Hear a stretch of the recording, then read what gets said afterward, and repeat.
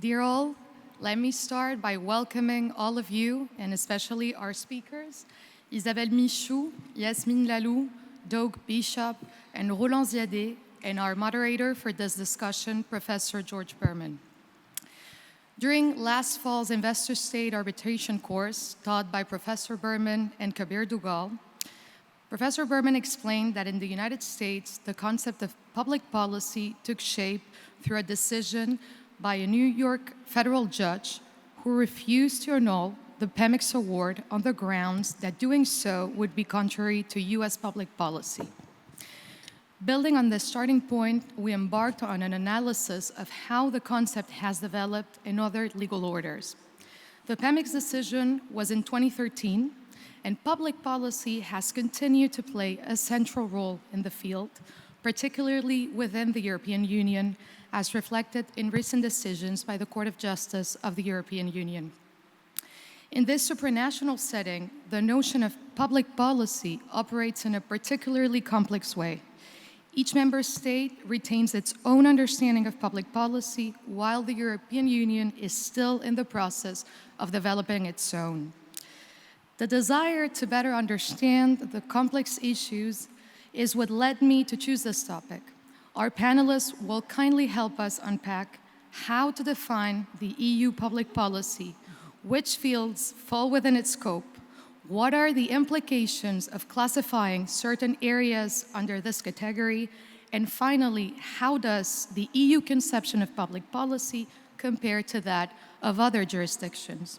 If these questions interest you, I invite you to stay with us and listen closely to what promises to be a fascinating discussion. Let me finish by saying that it is especially meaningful to me as a European student that Professor Bermann selected this topic to become a discussion during Columbia Arbitration Day, and even more, that he decided to moderate it.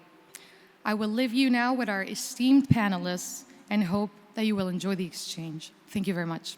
Well, thank you. That's a lovely introduction. Very substantive, quite substantive. I want to make just a few preliminary remarks. The first is that I feel entitled to talk about this subject because I have a footing in EU law, and I'm a friend of the EU. And those of you who were here last night know even the president of the Court of Justice had a few words to say, which was very lovely. So EU matters to me, but so does international arbitration matter to me. I never would have expected in all the years that I concurrently taught both subjects that I would have occasion to mention the EU in an international arbitration class or international arbitration in an EU law class. They were literally ships passing in the night.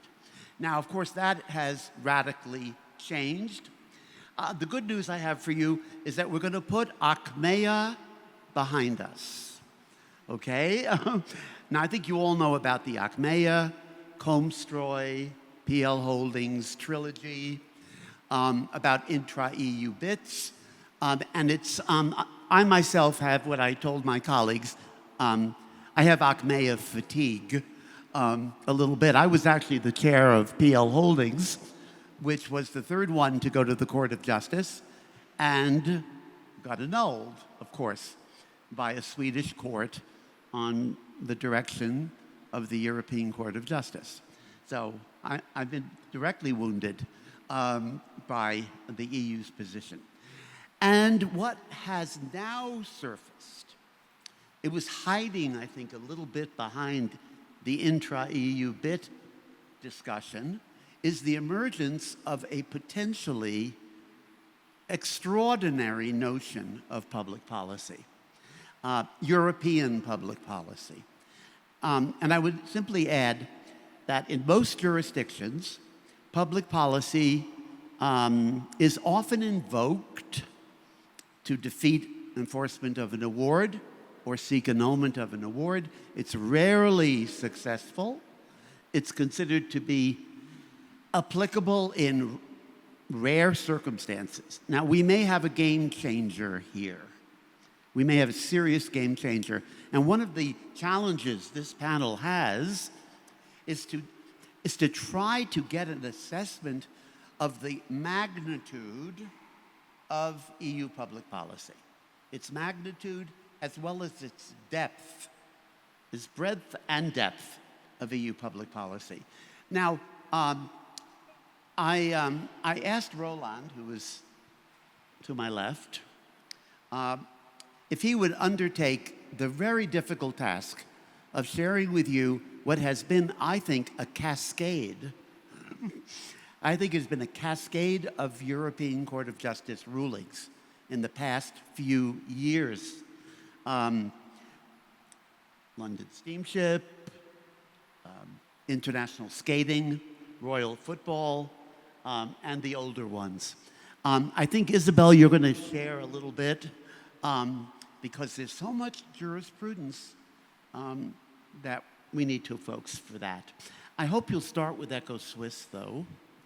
Okay, so let's hear from Roland. It's going to be a lot more cases than you would expect on public policy. Thank you, Roland.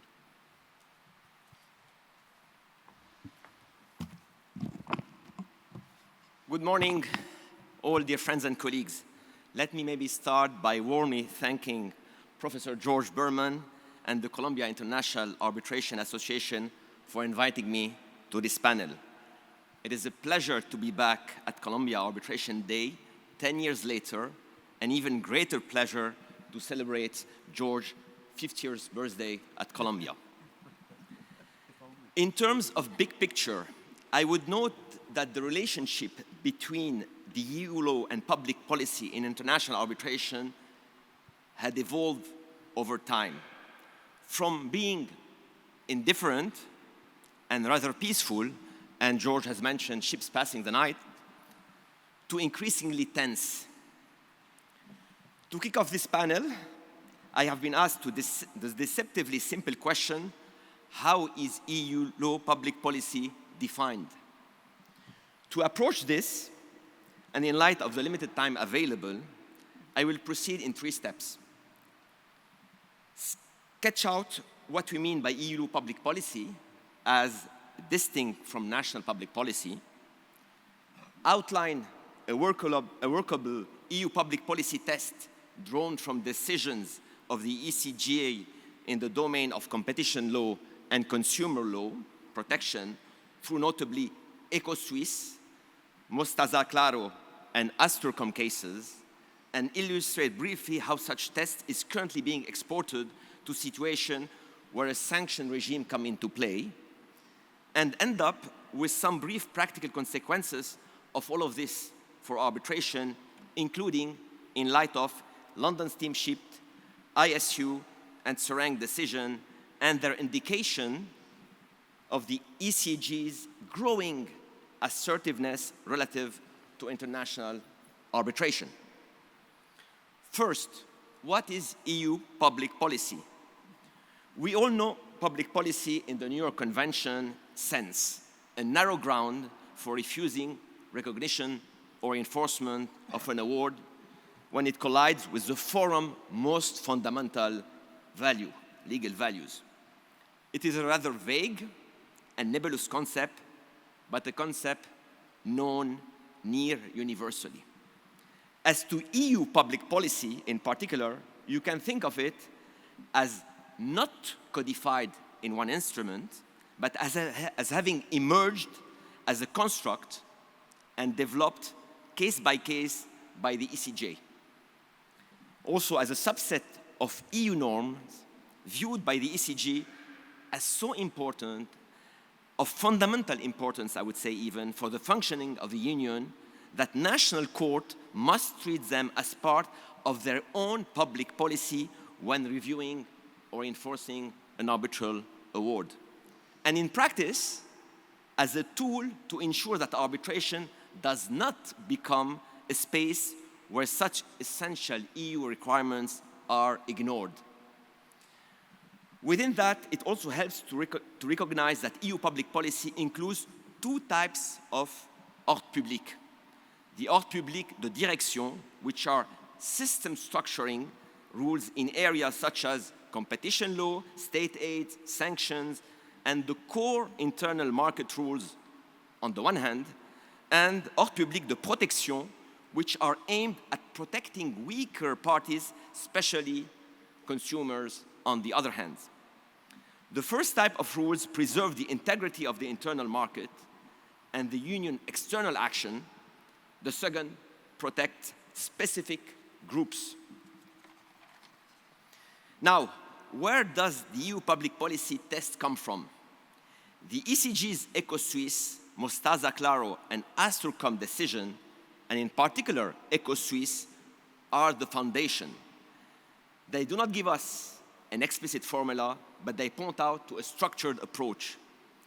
In Eco-Suisse, the ECG held that a national court must grant an application for annulment of an arbitration award if it's considered that the award is contrary to the Treaty on the Functioning of the European Union, and if its domestic rule of procedure would require it to grant annulment based on failure to observe rules of public policy. Annulment has been sought there on the ground of the anti-competitive nature of the parties' underlying agreement. This was, in a way, the equivalent of Mitsubishi in the US. Under Eco-Suisse, because undistorted competition is a core treaty norm, such national court must annul awards incompatible with Article 101 of the treaty, even if the issue was not raised by the parties or considered by the arbitral tribunal, sua sponte. Competition law is therefore treated as EU public policy as part of the Ordre public de direction. In the Mostaza Claro case, the ECG addressed unfair terms in consumer contracts.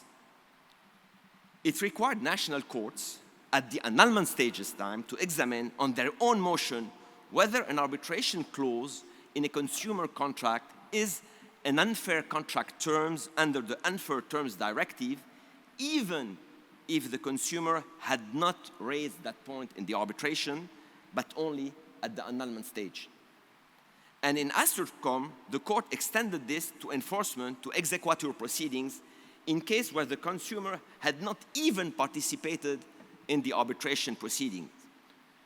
With Mostaza and Asturcom, consumer law thus enters the EU public policy as the Ordre public de protection. Considered together, these cases suggest a three-step test for the EU public policy. First, does the EU rule serve a task assigned to the EU by the treaties, the entrusted task test? Second, is the rule so essential to a broader protective aim linked to that task, for example, internal market integrity, consumer protection, external security? This is the overarching protective purpose test. And third, is the public interest strong enough to justify its elevation to the status of EU public policy and the requirement that courts ensure compliance with it on their own motion? This is the nature and importance of the public interest at stake test. The formulation of a three-step test may not be exactly how the ECG phrased it, but I believe it captures what the court seems to be doing in practice. Third, how is this test being extended and exported, for example, in relation to sanctions, which are the clearest current and topical example? In the DNO Yemen case, which seems quite specific to the domain of sanction, ECG Advocate General Spunar anchored in the EU external action and security objective his very recent opinion of 19 March, of 10 days ago, as to how EU sanction on Yemen should apply to arbitration awards involving non-listed public entities potentially influenced by sanctioned persons. He treated the relevant sanction regime as belonging to EU public policy and opined that national courts, when they are asked to set aside or enforce an arbitral award, must ensure that the award does not undermine such restrictive measures, and the court must do so even on their own motion on the basis of finding a reasonable risk that sanctioned person will benefit from the award. In his opinion, in the Reibel case, ECJ Advocate General Biondi took a month earlier, roughly speaking, the same general approach. He considered the no claims clause, i.e. EU's prohibition on satisfying a claim of a Russian entity in respect of a contract, the performance of which has been affected by EU restrictive measures, to be part of EU public policy. His opinion viewed even repayment of an advance payment for the supply of goods plus interest as prohibited claims where contract performance was prevented by sanctions. Arbitration of the dispute was not excluded in his opinion, but he specified that it operates under a rigid EU law constraint. Satisfaction of any claim is prohibited. This seems to lead to a conceptual distinction between non-arbitrability of a claim and public policy control as a consequences of a claim. Non-arbitrability keeps, as you know, the door to arbitration firmly closed. Public policy allows the door to stay open, but ensures an inescapable ex officio compatibility check on any award. This being said, these two recent Advocate General opinions are to be taken cautiously. In Reibel, for example, the Commission itself argued differently, contending that disputes cease to be arbitrable as soon as the contract performance becomes affected by the sanction, while the ECJ frequently follows the opinion of the Advocate General. There have been notable exceptions, such as the Achmea case. So watch this space. It will be crucial to monitor the final decision of the court, and you will hear more from Isabelle on these opinions and their ramifications. In the meantime, cases like London Steamship, International Skating Union, and Seraing have already underlined the EU's willingness to very carefully monitor whether an arbitral award may conflict with EU public policy. In London Steamship, the court accepted that turning an award into a judgment is ancillary to arbitration, and so outside the Brussels one for recognition and enforcement purposes. But it also held that such judgment cannot be relied upon to block the recognition of a later Spanish judgment if, had Brussels I applied, the earlier English judgment could not have been rendered consistently with the regulation jurisdictional scheme. The objectives of Brussels I therefore prevailed over the res judicata effect of a judgment in the terms of an award. This result arguably disregards arbitral autonomy and reveals the ECJ's growing assertiveness vis-à-vis international arbitration. In International Skating Union, the ECJ held that an arbitration mechanism was designed prevented case to any court capable of making a preliminary reference to ECJ is incompatible with EU law. In that case, the disputes were required to be brought in arbitration before the Court of Arbitration of Sport in Switzerland. Such a decision is getting into the subject of the very architecture of an arbitration mechanism for a category of disputes, and thus is going beyond the subject matter or content of a particular award.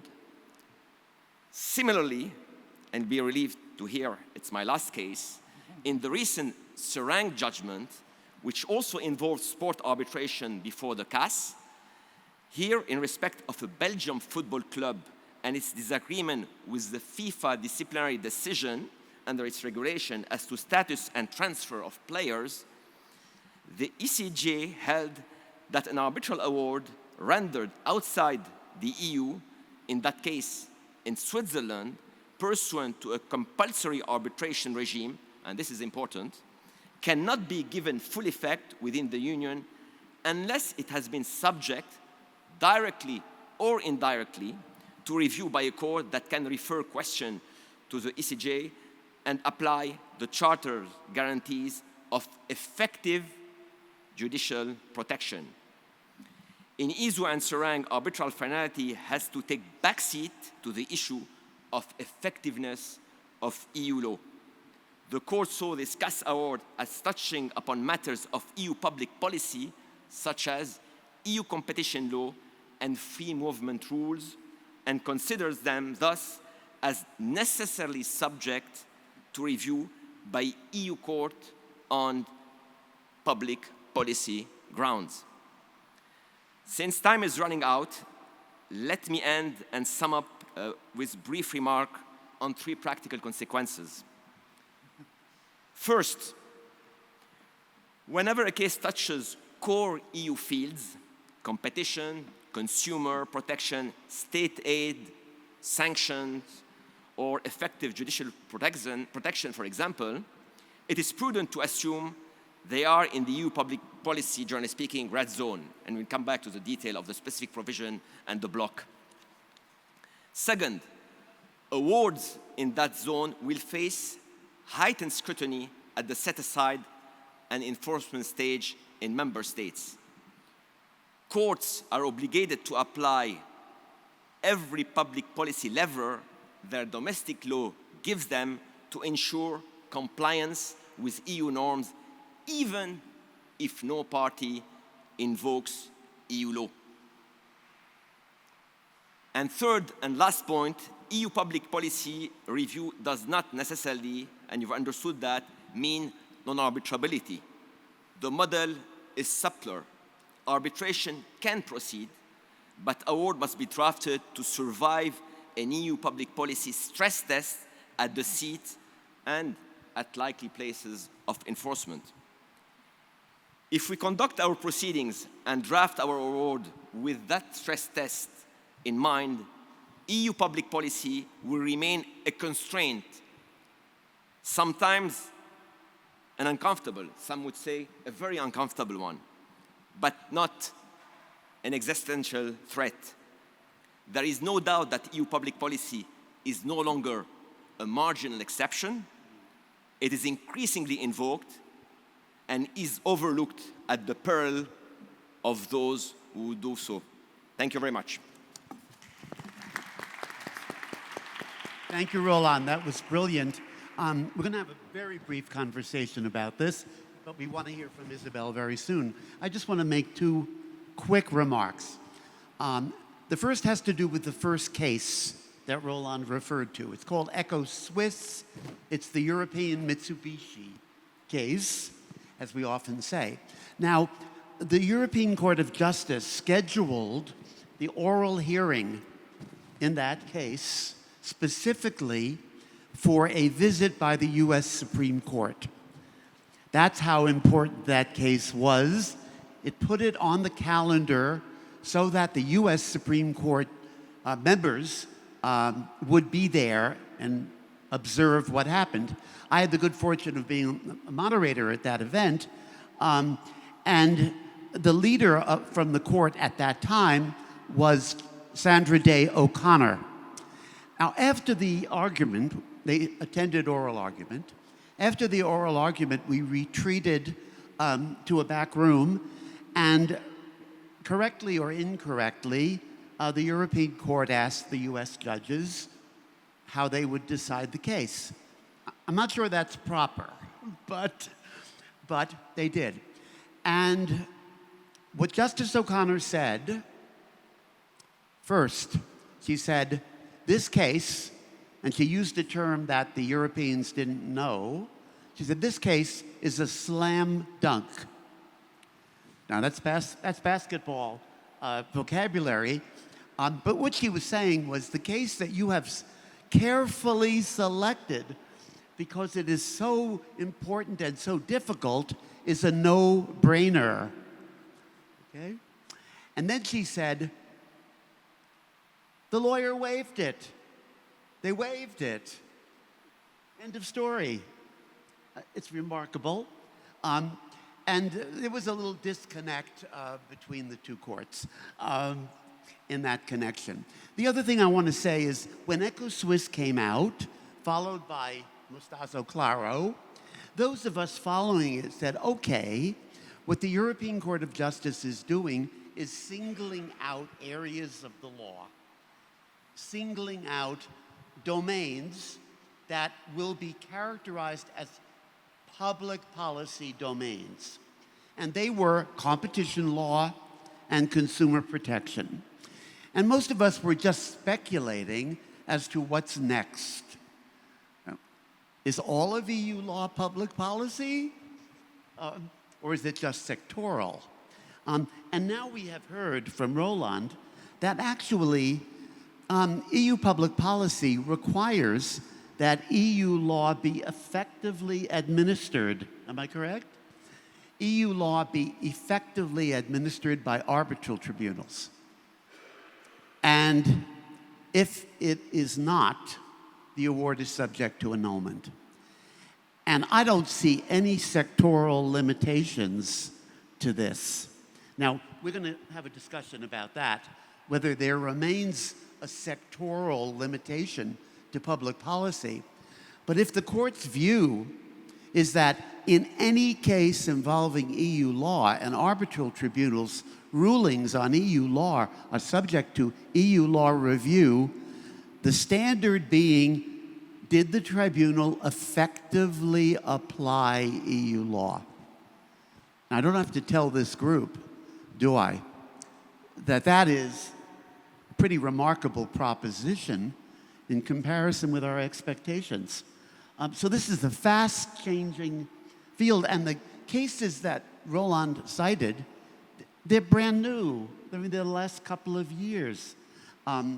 International skating, the court likes athletics, I guess. International skating, and the other one is the Royal Football Club case. And they tell us that EU public policy is a wild card.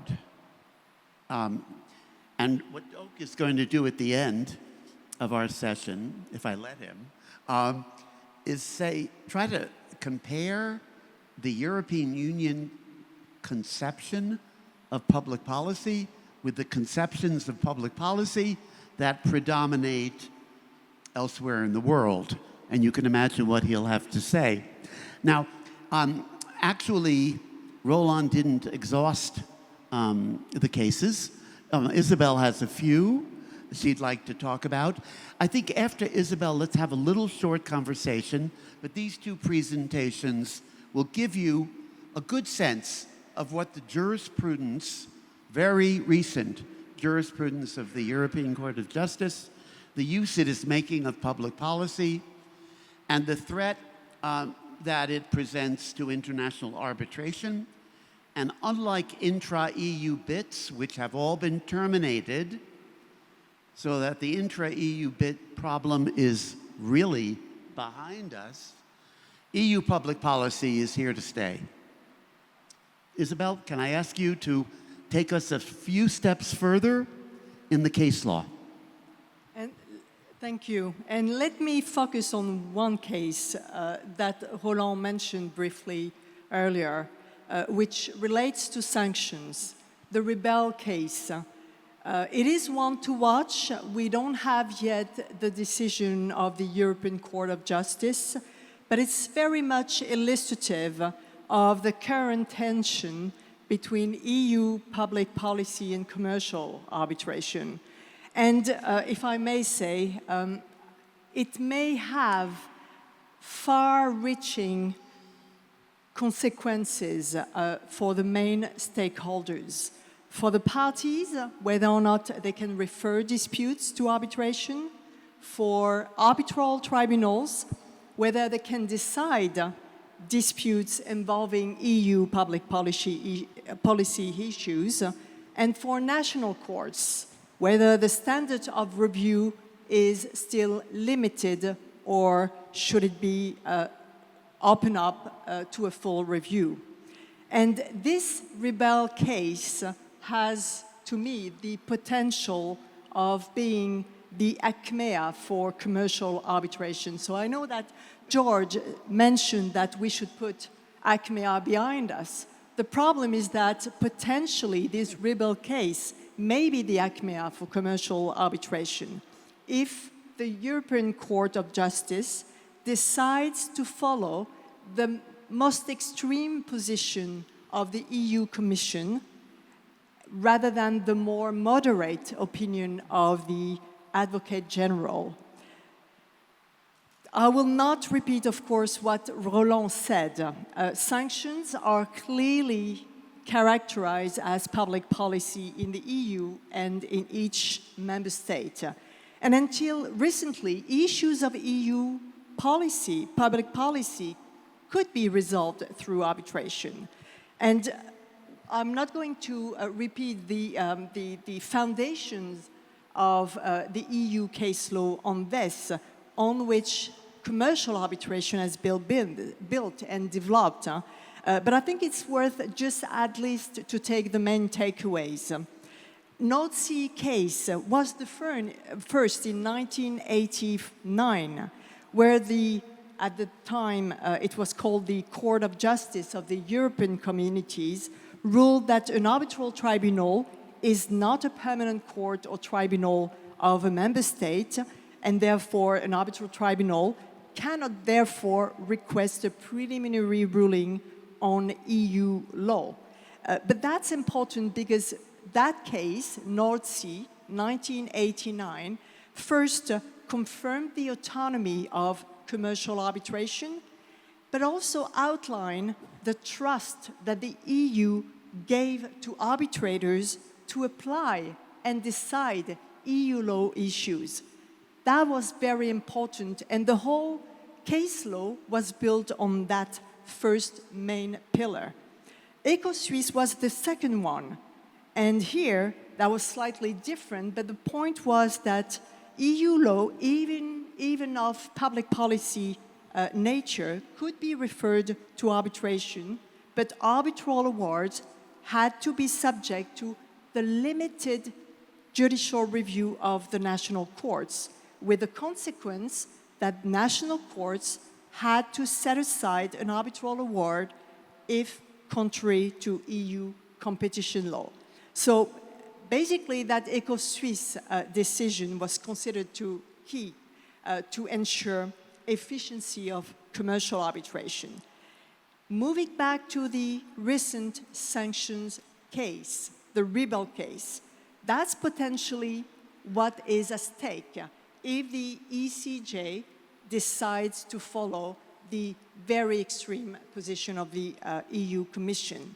Here, just to give you, the basic facts, a commercial contract involving an advance payment concerned by EU sanctions. The question there before the arbitral tribunal was about the restitution of the advance payment after termination of the contract. An arbitral award was rendered, but Reibel sought to set it aside before the Swedish court. The Swedish courts considered that a full review of the award was warranted, as opposed to a limited review, as in Eco-Suisse, because the Swedish court said the tribunal got it wrong. And the Swedish court then said, well, let's refer that to the ECJ. It asked whether the award complied with the EU prohibiting the sale of military equipment to Russia. So the question basically was whether or not the national court, hearing an application to set aside an arbitral award, must determine on its own motion whether the arbitral tribunal can decide whether or not the award and the contract is compatible with the EU regulation on sanctions in Russia, and therefore must vacate the arbitral award. So that was basically the question, whether or not the national court can have that power to set aside the award based on incompatibility with EU law. So that's quite interesting because in February of this year, the Advocate General rendered an opinion, quite moderate, I must say, although I disagree with some of the points, but it's moderate in the sense that, first, it recognizes that the case gives the ECJ, and I quote, the opportunity to write a new chapter in the relationship sometimes perceived as tortuous between EU law and commercial arbitration. And he says that the role of arbitration, and I agree with that, the role of arbitration is highly valued, and commercial arbitration today represents one of the few effective forms of international cooperation. This is in a way reassuring. But the Advocate General then further says that the ECJ should find in that specific case that parties to a contract are not precluded from arbitrating claims covered by sanctions, provided that the resulting arbitral award must always be open to review to guarantee compliance with EU public policy. His opinion is consistent in a way with what we've been discussing earlier, and basically the main pillars which have allowed commercial arbitration to develop. So the Nordsee, the Eco-Swiss, etc. But the EU Commission, in this case, took the extreme position to consider that all contracts involving sanctions-related issues should be precluded from being referred to arbitration, rendering those disputes inarbitrable. Basically, that's an extreme position because that means that as soon as a contract raises an issue of EU public policy, if you take that position to the extreme, would be not able to be referred to arbitration. So hopefully the ECJ will not follow that position.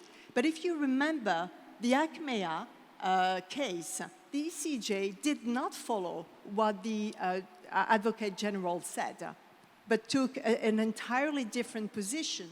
So the question now is whether or not the ECJ will take a different position from the one that is advocated by the Advocate General here. And we expect the decision to be rendered before summer. So I think that this is one case for EU public policy and commercial arbitration to watch. Thank you, Isabelle. Now, we can take some comfort, maybe, in the fact that the court considers sanctions a public policy matter. So it's denominated as a field public policy. What we have to watch is whether all of EU law is treated as public policy to the extent that tribunals must ensure the effective administration of EU law. And if that's the case, then EU public policy is truly transversal, and a lot at stake here. I want to know whether Yasmine or Doak want to add any views on this subject before we get to your questions. I have a question. I had a hearing in 2010 in a case between two European companies. It was a breach of contract case. We were representing the claimant, and the respondent responded to our case by raising EU competition law defenses and U.S. antitrust law defenses. They had experts from both Europe and the United States on it. The tribunal rejected those defenses in a 150-page award and found liability, but put off damages to a second hearing. During the arbitral proceedings for damages, the parties settled the case. So it was never reviewed by anyone. So my question is my award final? Yes. Okay, thank you. I appreciate that answer. I expect the annulment period has ended. Okay. By the way, in Eco-Swiss, I have to add this. This was this colossal decision, but the court said the statute of limitations ran. You waited more than 3 months. So even though this is public policy, Your annulment action is subject to statute of limitations, provided it is a reasonable one, and it's considered 3 months to be reasonable, which is, I think, reasonable. So, Yasmine? No, just one comment. It reminds me of the Lagergren decision on corruption in the 1960s, where he had taken the position that you cannot arbitrate corruption issues, and the arbitration law and community has moved away from that, saying it is arbitrable, but you have to enforce a corruption law. And I think we're hoping that the ECJ takes that narrow, minimalist approach on sanctions. No, I agree with you, and it's not only on the issue, I would say, of arbitrability or not, but also on the extent of review of the domestic court. Exactly. If you draw the parallel with corruption, where, I would say courts, at least in France and other jurisdictions, are increasingly inquisitorial, maximalist in the approach. Exactly. And we can also draw a parallel here. Yeah, the standard of review is at issue here. Huh? Okay, Yasmine, in a way I anticipated your topic. But again, to what extent do you think that whole fields are clothed in public policy, or is it a more measured approach? Many US courts will say, well, we want to look first at the importance of the norm. So it's not antitrust as a whole, but how important is the norm and how serious is the violation? Now, that's one way to approach public policy. It's the more refined way. The question that Yasmine has been asked to address is, are we now looking at fields en bloc, if I can use the French, en bloc, are whole fields public policy? So thanks, George. First, thank you for having me on this panel. 20 years ago, I moved to New York, and my greatest sadness was to leave the practice of EU law as a general matter. So thank you, and thank you for being on this panel.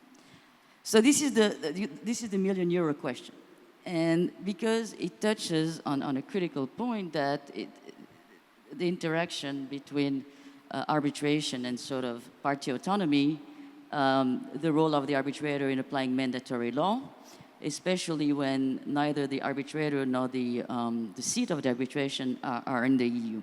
So what are they to do when, for example, and I think you asked me to focus on competition law, there are allegations that the agreement at issue has antitrust implications. So the problem is that the norms themselves, the EU norms themselves, are very broadly worded, and they do not distinguish between the effect and their object. And they really cover a very broad mechanics, anti-competitive mechanics. Article 101 of the Treaty of Functioning of the EU is agreements that have the object or the effect of restricting competition. 102 is an abuse of dominant position. 106 is state regulations that distort competition. 107, 108 is anti-competitive state aid, and non-treaty provision in the regulation, so-called 103, 204, which is sort of the merger control regulation when the Commission has to approve in advance certain merger. So which of these amounts to public policy? The problem is that there is very little guidance in case law. We talked about EcoSwiss, and EcoSwiss made this very broad statement that Article 101 of the Treaty on Functioning of the EU is a matter of public policy.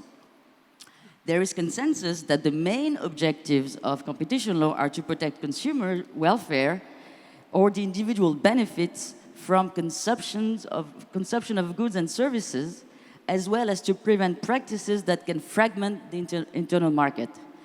That's not very helpful to help you narrow the scope of mandatory public policy issues.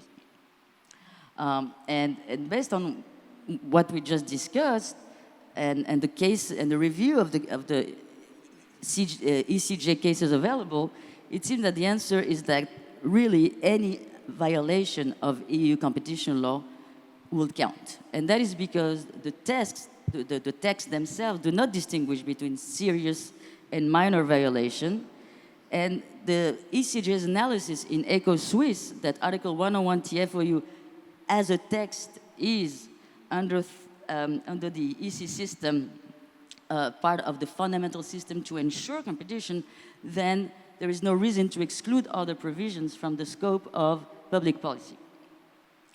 And some commentators have suggested that you can have like rules of thumb, so the most aggressive, extreme agreements that on sort of cartelistic agreements that are directed at restricting competition should be part of public policy, but not softer ones. But the problem is that there's another important decision on public policy, EU public policy, is Genentech. And an important contribution to the analysis is the Attorney General, Advocate General Watley opinion in that. And he seems to take a pretty maximalist position on what is public policy and how far you have to apply that and consider it as public policy that imposes itself outside the will of the parties. And I think there's a lot of discussion, and Roland and Isabelle touched on it, which is like the scope of review of awards by courts. This is not my topic, but this is dictating what arbitrators must do. And just like Belokon in France has been under that decision, basically French court revisit the merits of the arbitrator's analysis on corruption. And basically this is where this is going on competition and competition law and public policy. So there is some sort of an invitation towards an expansive view of public policy expansive view of competition law as public policy in arbitration, and this was also sort of supported by Advocate General Watley. And so my concluding point is really, I think that it's a field to watch, and I think that to the extent that if we get a respite from the ECJ in the upcoming case, I think it will be on us, the arbitration community, to show that the arbitrators can be trusted to enforce what a critical legal system as the European Union consider as their public policy. Thank you, Yasmine. Before we get to Doak, because he's going to put this, what we've observed, in a larger context of public policy on a broader scale in other jurisdictions, I think this discussion would be incomplete if I didn't say something about the Micula case. The Micula case was an intra-EU case. We won't talk about that part of it, but it was the case in which Miculas had invested in a less developed part of Romania in reliance on a Swedish-Romanian BIT, bilateral investment treaty. And the Commission demanded that state aid be withdrawn and the money paid recuperated from the Swedish investors. So on the ground that state aid policy, state aid is subsidy, basically, state aid policy is European public policy. Now, the Miculas sought enforcement of this award. It was denied enforcement throughout the EU, in every member state to which it was brought, on the ground that how shall I put this, to award damages would be to give the investor the state aid. That payment of damages is a state aid. And the European Commission issued an order to Romania to not pay the award. And if it paid the award, it would be in violation of EU public policy. Now, this is really quite extraordinary, I believe, but I want to give you yet another dimension of what we're seeing.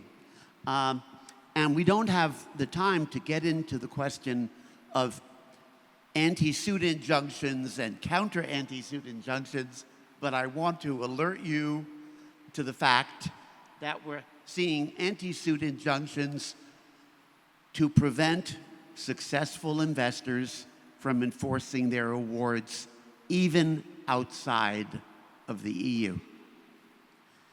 Now, before we get to Doak, we started late. Any further thoughts you have, Roland, before we get to this larger picture? Maybe in terms of general trends, we've mentioned that we've moved from, I would say, mutual indifference to further scrutiny of the court, and there is clearly greater tension, I would say, between EU and arbitration.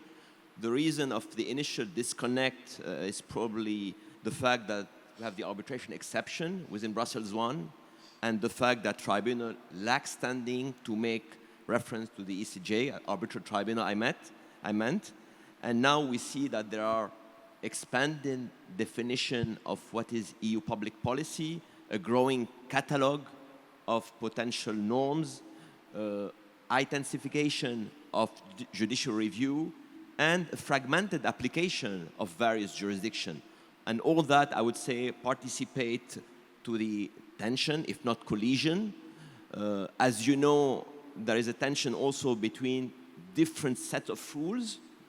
For arbitration, it is party autonomy, finality, efficiency, while for the EU, it's more effectiveness, uniformity, primacy. So again, that explains that I would say the balance has shifted and is shifting from, I would say, finality towards more ensuring more consistency. And we know Eco-Suisse, the wording was very strict.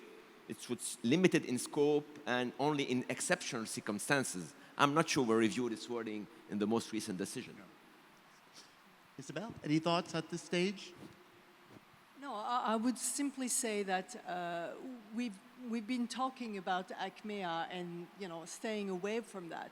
And Achmea was precisely excluding commercial arbitration for, I think, legally weak reasons. But I think at the time, everyone was very happy about this. And I think what we are saying, if we can talk about a trend in case law of the ECJ, is precisely an attack on commercial arbitration. And I think that we need to be careful about this, because this is potentially in the EU, but again, it may have far-reaching effects outside the EU as well, as we have seen with Achmea in investor-state arbitration. So I think this is really something which is not reassuring in a way, and really I think the months to come will tell us exactly where we are going. The court in Achmea was trying to reassure us that what it had said about arbitration was limited to investment arbitration, as Isabelle said, and had no bearing on commercial arbitration. That was to make it more palatable, if you will. But what we're seeing is a deviation from that, despite this assurance we received. Yasmine?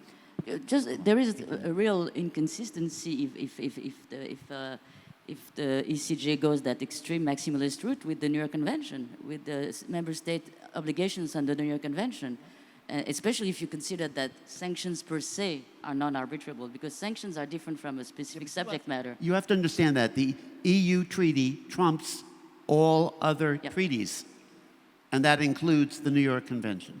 I know, but it demonstrates a lack of confidence in the state courts in enforcing EU law, which is highly problematic. Roland? No, I totally agree, including with Isabelle. The fear and the risk is really what I would consider a slippery slope, going to commercial arbitration. Now, even one of the decisions I mentioned, it seems to be limited to sport arbitration and mandatory arbitration, not voluntary arbitration. But that also may expand. And the real risk, the real fear is the contamination, the domino effect.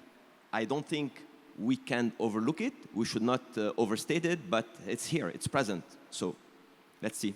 Okay, Doak, now you're going to put all this in perspective, right?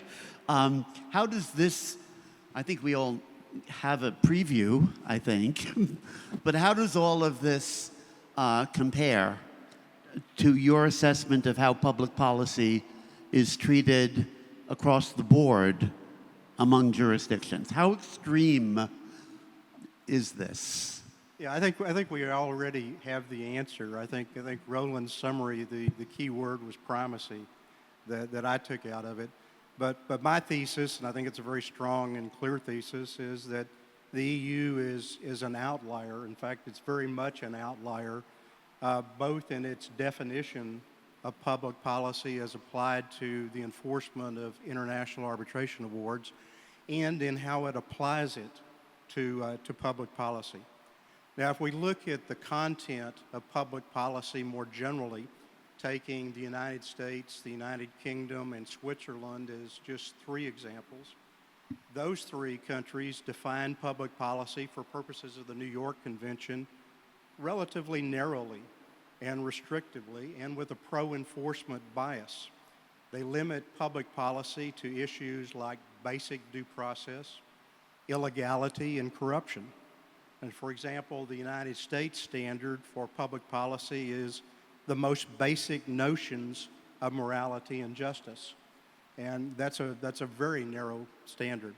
By contrast, as I think we basically heard, the EU has expanded its definition of public policy to include regulatory norms, norms like competition law, state aid, and consumer protection, and we don't really know what's coming next, but maybe a much broader expansion.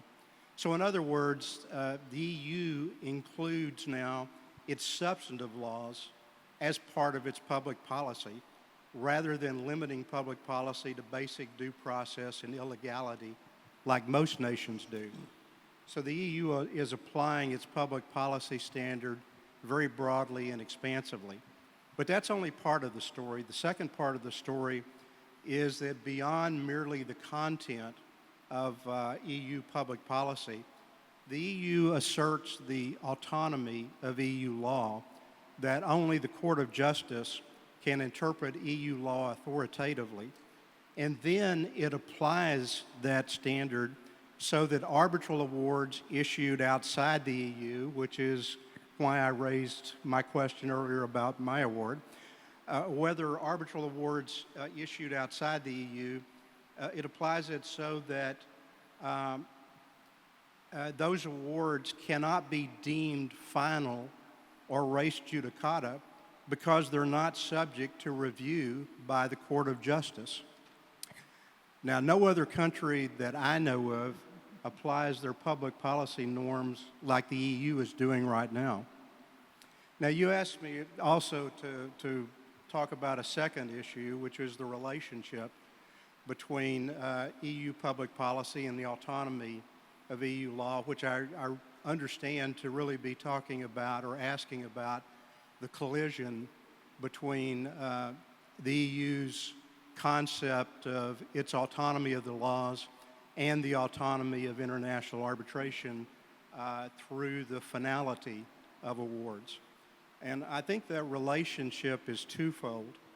First, the EU essentially constitutionalizes public policy and uses the expansive content of its public policy as a procedural tool to ensure that the Court of Justice will have the ability to do the final review of any interpretations of EU law, even those interpretations from arbitral tribunals.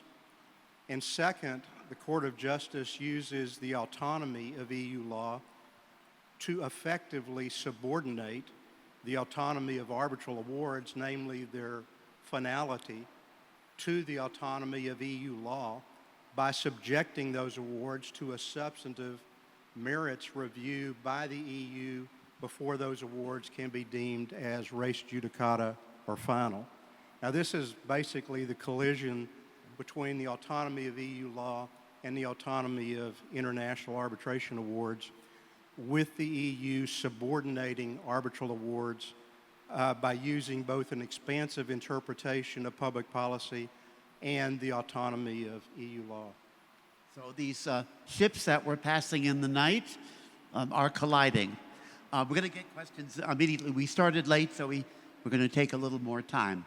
I just can't resist, in terms of the expansion of public policy, Roland referred to the London Steamship case.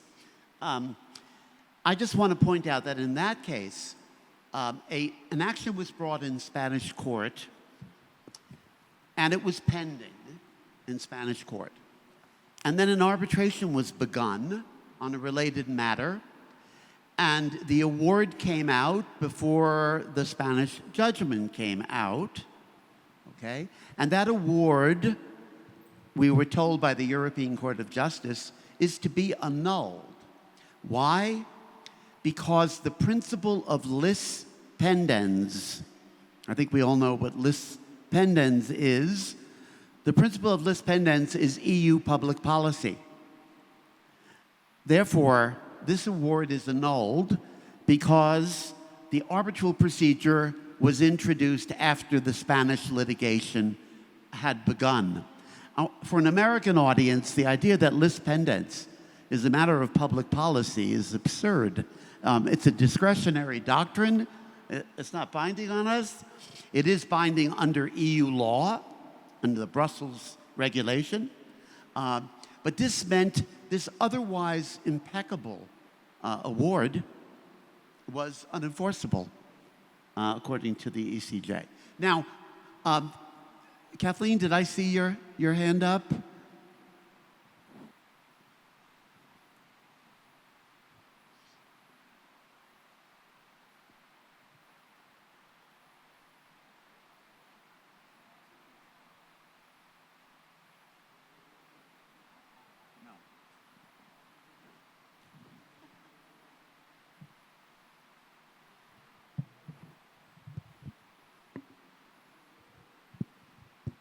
Hey, I just wanted to raise a couple points. First, I've been reading these cases and constantly thinking of George, because, you know, when EU law and arbitration comes together, you think of George.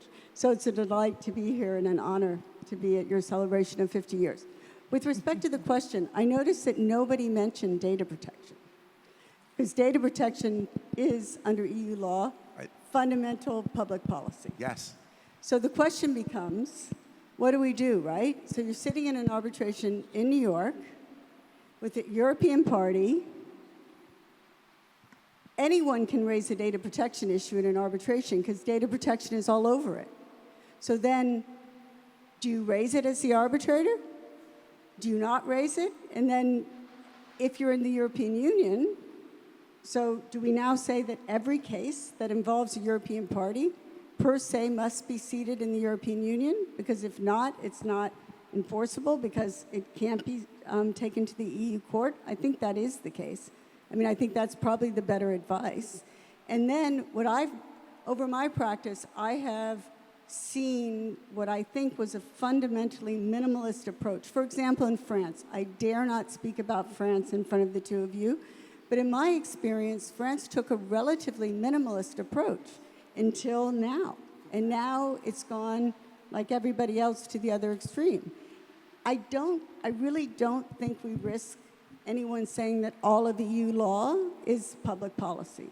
But I think we do risk that public policies, which are broad in the EU, we face a maximalist approach, can't be heard outside the EU. So it's really a fundamental shift. Yes. And I don't think people are really awake to it yet, but they should be.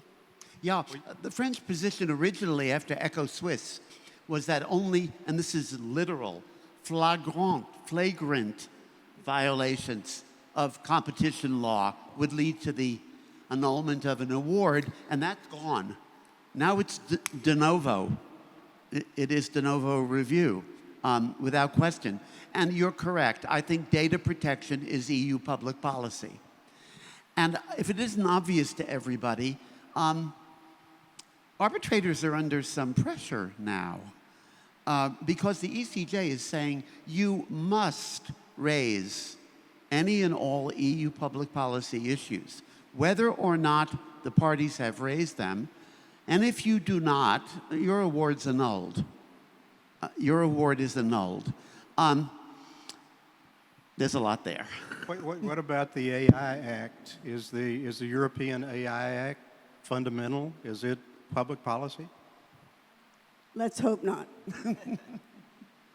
Oh, there's a hand up in the back, I see.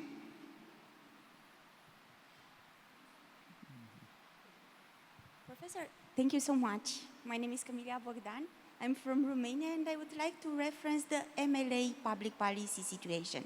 Because as you know, the EU adopted in 2024 a directive that criminalizes sanctions circumventions as MLA predicate offenses, criminal activity for MLA. That means that could give rise to an MLA activity. The directive should have been transposed by 20th of May 2025. But from my knowledge, I don't think that it's fully transposed within the EU law. On the contrary, that adds another layer of complexity, because now the tribunals should be mindful, and I'm referring, first I think about the courts, because they should not infringe EU MLA regime, and should be mindful when enforcing this MLA that constitutes criminal activity. Probably some awards might be pronounced in breach of sanctions and therefore constitute a criminal activity for MLA money laundering directive and for MLA money laundering regime. The MLA money laundering directive is enforced since 2018. So my point of view is, my question that I want to raise is how to make sure we enforce and to pronounce an award that faced the taste of enforcement, mindful that we should not infringe the MLA EU's new regime. Because I think that the red flags of money laundering should be issues, from my perspective, not at the enforcement stage, but when we issue that award. I want to hear your views on this. Thank you so much.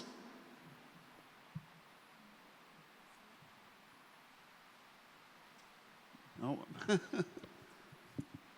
you want the name? No. In a nutshell, there is, I think, a duty for the tribunal, nonetheless, to raise the issue potentially sua sponte. But the most important thing would be, from my perspective, practically speaking, to invite the parties and not to take the parties by surprise. In terms of due process, that's the most important thing. But otherwise, there may be a risk, and that's the space to watch. But I don't know, maybe different views. And there's certainly a risk that a tribunal has exceeded its authority. I think that's probably occurred to many people. The tribunal is between a rock and a hard place. I mean, it is being told that, it has not only the freedom, but it has the obligation to raise issues and maybe even claims, not necessarily only issues, but even claims that the parties didn't raise. Now, many of the people in this room would have some pause about raising claims that the parties hadn't raised. Does that risk going beyond the mandate of the arbitrator? There's certainly a risk of excessive authority. Another tension here. But last week at the ICC Commission meeting, the Commission meeting approved the report on corruption in international arbitration, and it's been a 7-year project. And I think a lot of guidance will be available to arbitrators on how to deal with these complicated issues, whether raised by the parties or otherwise. Now, it's a bit too bad that we don't have a commission representative here. At Paris Arbitration Week, we had a commission representative who felt somehow under attack. I don't know why. But it is, frankly, we're preaching to the converted, and I can promise you that if this discussion were taking place in the European Commission, we would be demonized. Any further question? Oh, yes, John.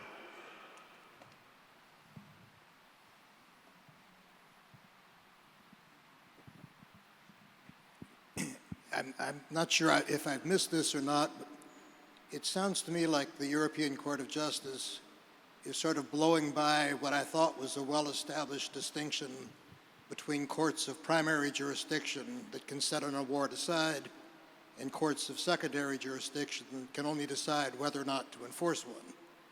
Is that right, or are they paying attention to that distinction? No, I think they're not ignoring that distinction. What they're saying is, if you're a court at the seat, you must annul. If you're a court of secondary jurisdiction, you must deny enforcement. So it is not conflating annulment, set aside, and enforcement. And it is addressing these rulings both to courts at the seat and courts at the place of enforcement. But in the ISU case, if I understood the case, they said that because the Swiss federal court could not refer a matter to the Court of Justice of the EU, that was not an effective review. And consequently, it could still be reviewed in the European Union member courts. If it comes to the European Union. What is remarkable is the European Commission's and the permission of European courts to enjoin enforcement proceedings in the U.S. But coming to the EU, that football club, Belgian football club case, is that not only if you're looking to enforce the award will it come up, but also if you're trying to invoke for an issue preclusion, then the same review applies. I don't know how we're doing time-wise, but I saw another hand up. Yes, please. Hi, thank you for the panel. I have a question. Came from the psychology class I took. It's about perception shapes. Perception shapes reality. So interpretation is always shaped by perception. So my question is, I wonder whether arbitrators are ever truly neutral, because arbitrators' interpretation comes from their perception. So this is purely psychological question. So that's why I become curious whether arbitrators' decision inevitably influence state behavior. This question is also connected to Professor Bermann's remarks last night about the challenge of neutrality of the arbitrator. And to what extent we expect the neutrality. In my view, it seems inevitable that arbitrator cannot be neutral. And it's not a bad thing to be not neutral, because arbitrator can help state shape their behavior in a positive way. I'm not sure if I'm correct. I'm just learning. Somebody want to take that up? Isabelle? No, I don't really have that one. But you mentioned psychology. And so this isn't exactly responsive. But there is a psychological thing going on here. The EU has its first principles. It has certain, let's call them dogmas. And we do too. We do too. And we're approaching these things with very different psychologies. And we're, on both sides, we're convinced of the rectitude of our positions because they follow from the first principles. Now, I don't know how responsive that was, but I do think there is psychology going on here. There is a comment from Fabienne Scheller. Oh, no more? Okay, no more. Thank you. Okay, one more. Thank you, George. I don't want to give you the contradiction here, as we had a discussion about EU law last year in the European Commission. I just want to intervene as a state court judge, which had to decide in a case recently called Seraing. It was a case of October 29th, 2024. And in my capacity as state judge in the EU, we considered, as the Court of Appeal is a state court, that we apply EU law, but we don't have to refer every case to the ECJ to ask for a preliminary ruling. And in that case, what is important, I think, for the arbitration community is to consider that it's not inarbitrable. The court held that enforcement of the award was submitted to our review, and we made a normal review applying EU law and considering that the parties had discussed this issue in front of the arbitrators, and that the arbitrators, the tribunal, had decided rightly, had applied actually the test of public policy under the EU scrutiny, and the state court does not have to go to the ECJ and ask if the arbitral tribunal has applied EU public policy correctly or not. This is our role. We are in charge of doing this review, and we don't have to do a full review, and there is no revision of the facts because the arbitrators had ruled and decided properly. And that is exactly a normal control without being maximalist. I invite you to read the case of Seraing of 2024, and I'm happy to discuss with you today. Sure we will. As I'm not anymore in the Court of Appeal, that's also one good reason for me to intervene publicly here. Well, I'm going to respond only to the uncontroversial part of your remarks, which is that you're correct, of course. Courts don't need to make preliminary references if they come to the conclusion that the law is clear and that there is no need of guidance from the European Court of Justice. So in many of your cases, you don't make a preliminary reference because you believe the law is sufficiently settled. Now, with respect, you and I will discuss, Fabienne, we'll discuss later the question of the level of review, which is really the big issue. Thank you. I'm gathering this is time's up. Okay? Okay. Well,